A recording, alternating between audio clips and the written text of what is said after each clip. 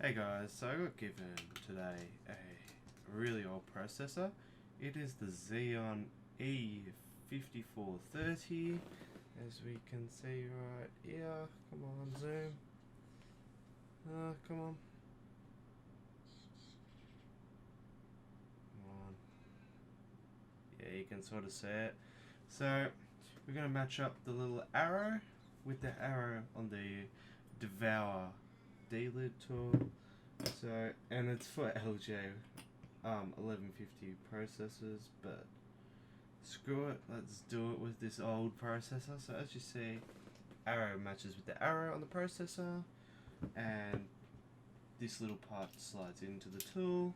We'll put our little tool in like this. We'll just start tightening it, and then now we're gonna break it loose. And I already feel the, what do you call it, this, already feel the processor.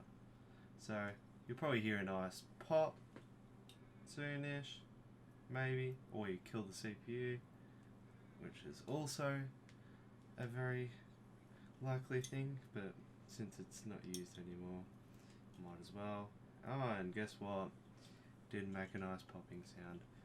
But also I wanted to say how good the thermal paste was on a very old CPU, to see if it's actually even in still good nick. I'm pretty sure this was a quad-core 2.66 gigahertz processor, so it's good. It's quite old CPU, as we know. So it has the die broken off the actual CPU LGA sockets, or is it still on there?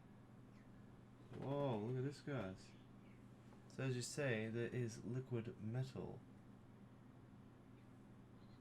So these, I'm pretty sure these processors were soldered on, so I'm pretty certain now this processor won't work anymore, but I just wanted to have a look at some old CPUs.